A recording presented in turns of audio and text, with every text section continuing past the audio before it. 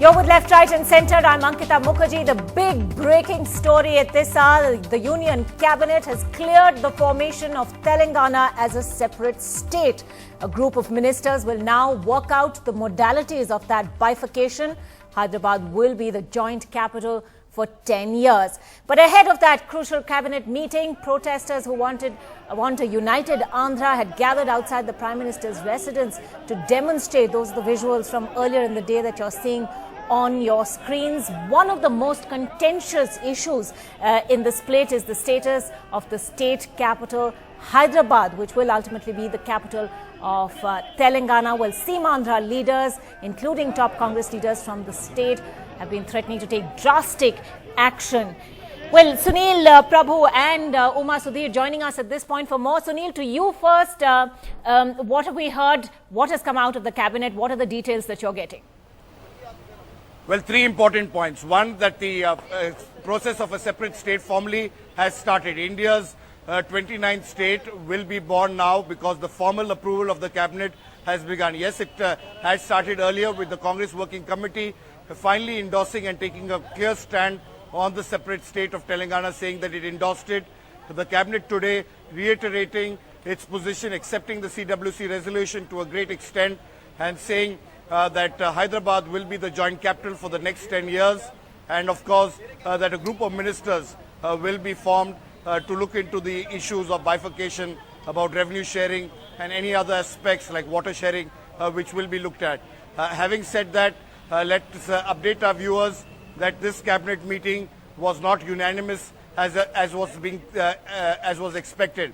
The Andhra MPs and members of parliament, as well as ministers from the cabinet, the Human Resource Development Minister, Mr. Palam Raju, the Textile Minister, Mr. K.S. Rao, vociferously support and strongly opposing tooth and nail the decision.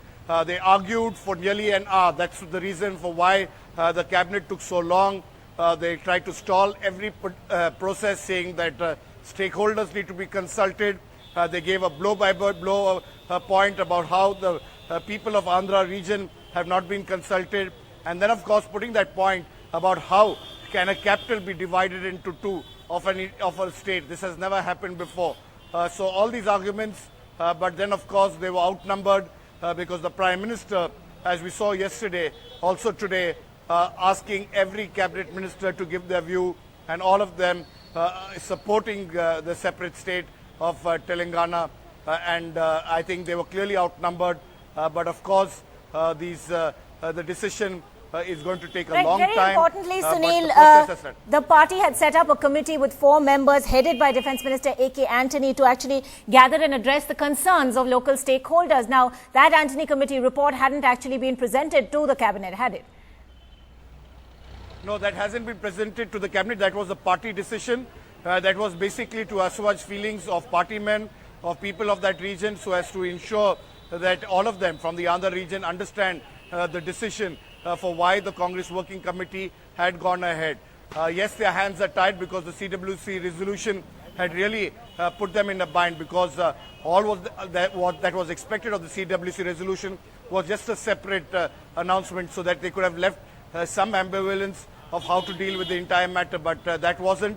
The CWC went and gave its complete what they call resolution on the entire matter, binding the hands of the Antony Committee, and that, as has been explained by the General Secretary concerned and by Mr. Antony himself, who's of course recuperating in the Army Referral Hospital as we speak, was never to review the decision of the CWC. It was basically to take everybody along, and that taking everybody along is a continuous process and will continue to be till, of course, that formal decision is once the group of ministers decide, then they send it to the state, and then it comes back for approval from both houses of parliament, the Lok Sabha as well as the Rajya Sabha. Now, Uma, we've of course already seen those protests in the national capital, outside the Prime Minister's residence. Some other regions have been tense in the build-up to this day. What is it that you're seeing on the ground there? Hyderabad, of course, continuing to be that very, very contentious issue in this bifurcation. Ironically, Ankita, both sides in a state of disbelief. The pro-Telangana groups certainly felt that every time they were let down by the Congress leadership, and every time it was an anti-climax for them whenever they had expected, when they had huge hopes about an announcement. So this time the cabinet approval certainly coming as something that they are celebrating, and already on the roads we are seeing people moving around, SMSs, congratulatory SMSs and celebratory SMSs doing the rounds already. And on the other side, once again disbelief, because they did not expect this to happen. As a source put it, the Chief Minister's favorite line that the match is not over till the last ball is really bowled. And in this case, many of them really pinning their hope on the resolution coming to the assembly, and that they believe that it needs to be put to vote in the assembly, and they believe that on the floor of the assembly it is likely to be defeated because of the numbers of people who are against the bifurcation of the state, both in the Seamandra region, the Seema region, as well as the coastal belt of Andhra Pradesh. So they are certainly pinning their hope on that. And one of the senior leaders, in fact, cynically, if I may say, put it, saying that just recently a cabinet decision had been reversed, and why not a decision on Telangana also can be reversed, if not in a similar fashion, in another fashion. So we are going to see trouble certainly on the streets. All these people, whether Palam Raju or Kavuri Sambashivrao, who have protested at the cabinet, they are reflecting the fact that on the ground their situation really becomes untenable. For the last nearly 2 months there have been protests in all these 13 districts, and they felt let down by the political leadership, especially the Congress ministers and MLAs and MPs. And these people know that going back to their constituencies is going to be very difficult for them.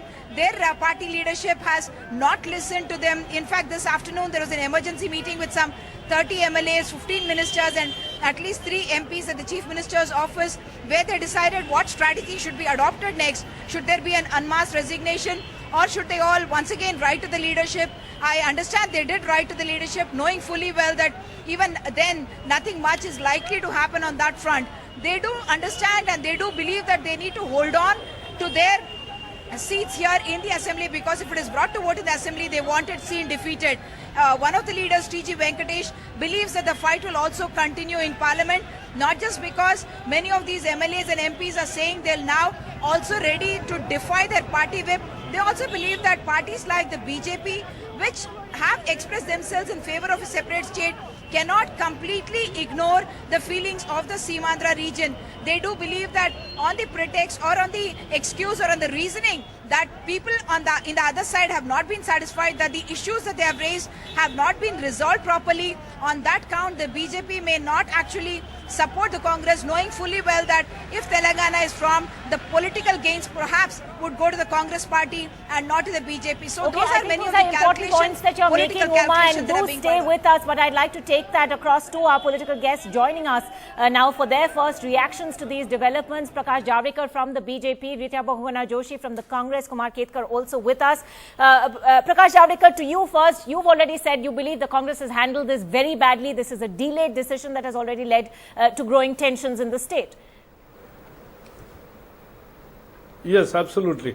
Because let us understand, Telangana is a natural demand and the only state which was recommended by the first State Reorganization Commission.